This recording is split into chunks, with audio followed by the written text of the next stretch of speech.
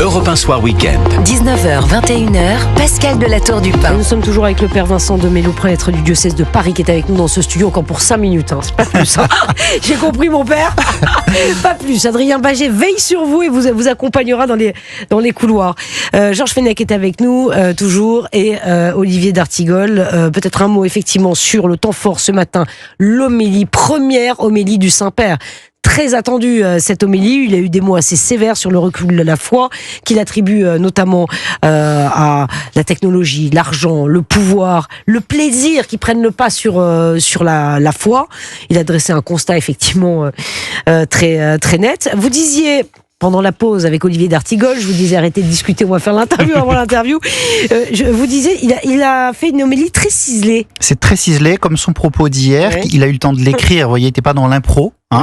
Oui. Il a commencé son homélie sans regarder son papier, en parlant en anglais, puis après il est revenu tout de suite à son papier en italien. C'est un juriste, et un mathématicien. Il a d'abord fait des études de mathématiques, et ensuite c'est un canoniste, un juriste, un homme qui aura une communication maîtrisée. Et son homélie était construite avec des strates assez intéressantes, c'est-à-dire que il parle de l'évangile, il fait une méditation de l'évangile. Ensuite il dit voilà, Jésus pose la question, qui dites-vous que je suis? Très bien, il en parle. Et puis il dit mais notre société d'aujourd'hui, il passe à la société d'aujourd'hui après avoir fait une méditation très théologique.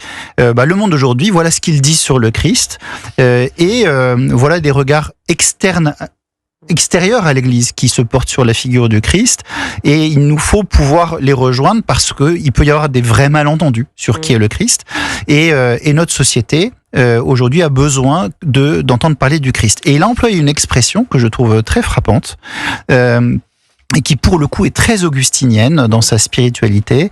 Il dit le monde nous est confié, ce monde qui nous est confié. Il a cette conscience qu'avait saint Augustin très fortement, que ce monde païen est confié à l'Église, et que l'Église doit en prendre soin.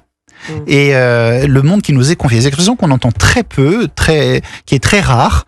Il y a, si vous voulez, des attitudes et des postures des chrétiens vis-à-vis du monde qui peuvent être, je les caricature un peu, j'ai peur du monde, donc je me claque mur dans mes murs de sacristie et je diabolise le monde. Et il peut y avoir un tel souci de pas être coupé du monde à l'inverse que je me dilue dedans, vous voyez, et que finalement je fais l'éloge de tout ce que le monde porte de positif, mais je n'ai plus rien de neuf à en apporter. C'est un peu la thématique de l'Église ONG, etc. Voilà. Ou des théories de l'enfouissement qu'il y avait eu dans les années 50-60.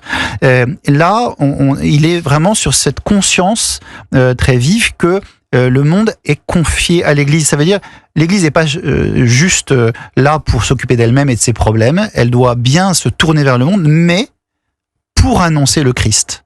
Hein. Et là-dessus, il avait un positionnement, une sorte de ligne de crête qui était extrêmement dosée, extrêmement calibrée, très précise, très fine. Et je trouve que là, on a un style que déjà on peut détecter au travers de cette première homélie. Olivier d'Artigol, vous et parlez un style aussi dans son rapport aux autres, parce qu'on s'est dit, les vaticanistes ont pu, est-ce que vous partagez cette analyse, dire que si ça s'est joué aussi rapidement, c'est que le consensus, l'unité s'est fait sur ce profil-là, très vite, et non pas sur des profils italiens qu'on avait pu évoquer, notamment par sa connaissance très précise de la curie romaine, et que très certainement les rapports humains, contrairement à son prédécesseur qui pouvait être un peu rugueux, c'est aussi l'image qu'il a donnée sur sa première apparition. Contrairement à quelque chose de très apaisé. À son prédécesseur, parce que Benoît XVI était un homme qui, pour le coup, en termes de tempérament, compte beaucoup. Ah, ça a certainement joué. Vraiment, le pape François était vraiment extrêmement autoritaire et cassant pour son entourage et pour la curie, et de fait blessant même, on peut le dire. J'ai eu des échos très directs de personnes qui vraiment ont souffert de cette manière. Il y avait une sorte de étonnant d'être très différent dans le public, dans le rapport au monde, etc., et le rapport à l'entourage. Là, je peux vous donner une anecdote sur le pape actuel qu'on m'a raconté hier. Le pape Léon XIV. Le pape Léon XIV. On a plusieurs prêtres français qui travaillent à la curie, et l'un d'entre eux, il y a quelques mois, était assez malade et était hospitalisé à Rome, et le cardinal en question, futur pape, est allé le voir tous les jours à l'hôpital. jusqu'à ce qu'il sorte de l'hôpital. Il y a une sorte d'attention à la personne, attention humaine, alors qu'il n'était pas directement ce prêtre français sous son autorité. Il n'y avait pas de, mais il a une forme de délicatesse. Et une sensibilité qu'on a aperçue hier soir, il me semble, sur la loggia.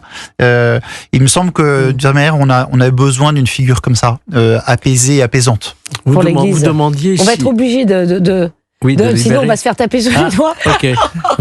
Cher Georges, mon père, vous pouvez nous quitter, nous abandonner. Pardon, malheureusement, nous allons continuer à vous suivre.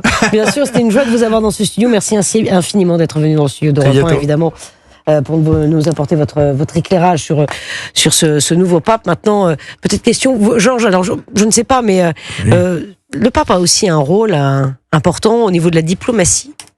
Ça aussi va devoir lancer les grands dossiers, travailler, ça fait partie des chantiers du pape qui l'attend. Déployer effectivement la parole de l'Église sur un plan diplomatique, puisque le pape François avait déjà appelé à la fin de la guerre en Ukraine. Bon, évidemment, ils appellent à la paix tous les papes, ils sont dans leur rôle. Là, on a hâte d'entendre effectivement ces prises de position, peut-être à l'international. Oui, enfin moi, j'attends pas ça comme première action d'un pape. Un pape, c'est d'abord évidemment la théologie, c'est la chrétienté, c'est mettre de l'ordre dans l'Église, dans la curie dont on parlait tout à l'heure, qui était un peu malmenée.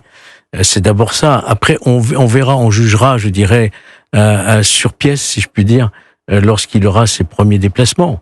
Mais si on se réfère effectivement à l'action menée par ses prédécesseurs, tous ont eu un impact considérable sur les affaires du monde, on peut dire.